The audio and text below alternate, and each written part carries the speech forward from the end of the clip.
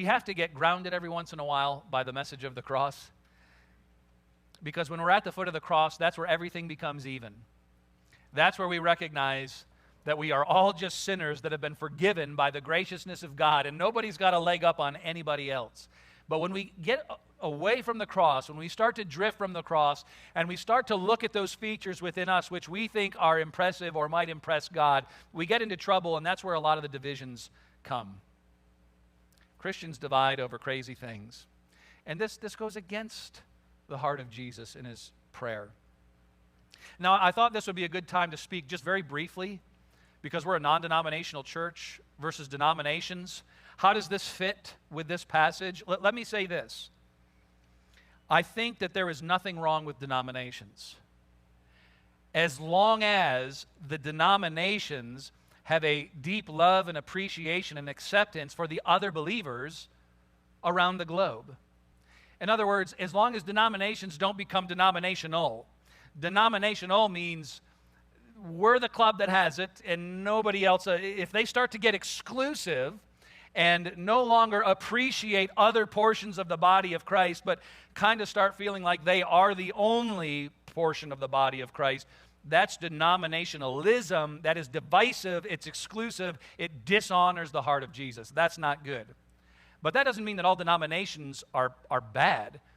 You know, I look at the Methodist denomination, and you look at their history, they've done some incredible things for the gospel. I look at the Presbyterians, I've gained some incredible teaching and knowledge from some of the deep academic studies of some of the Presbyterian ministers. I was personally brought up in a Baptist church and have an appreciation for the Baptist love and desire for the gospel to get out. I rubbed elbows with Pentecostals who the first time I got around them, I thought they were crazy. And eventually I began to really appreciate this absolutely deep love for the Lord. And I found out, it took me a while because I used to be denominational. I very much thought I belonged to a denomination that had it figured out, and if I could just get everybody else to figure it out, we could just obliterate all the other denominations and all get on the same page. That's not necessary. That's why I love a non-denominational church. We are not an anti-denominational church. I have no problems with the denominations. I really don't. I have an appreciation for them. As long as we don't become so denominational that we become exclusive, separating and dividing from the body of Christ. Does that make sense, church? So we celebrate lots of denominations in here. And we learn, well, how do we get along with that? Because in some places, boy, that's fighting grounds. How do we get along together then and become unified if we come from different backgrounds and maybe on some of the secondary issues even believe different things? Well, we don't have to divide that, because let's come back to the foot of the cross.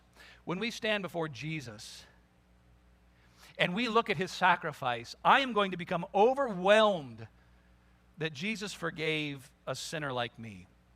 It's unfathomable.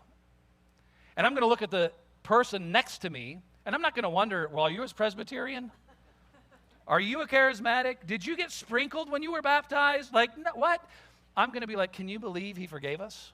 And it's just us. We're just among the forgiven. Can you believe he came and fought for us? Do you know what I've done?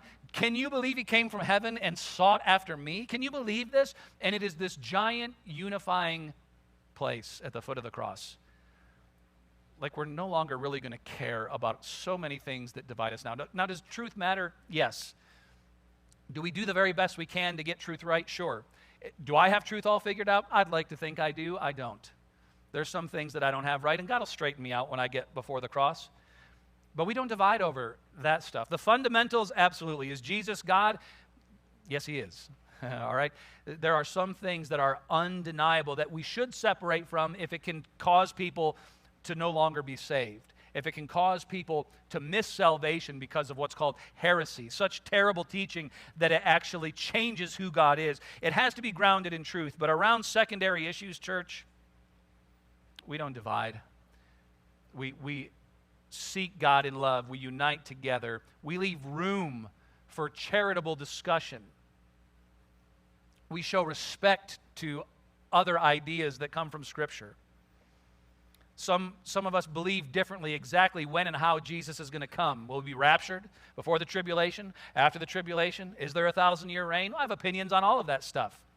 Should we separate over that? Absolutely not. Absolutely not. Is Jesus coming again? Well, that's a definitive yes, he is. The details around that, we'll get that all figured out.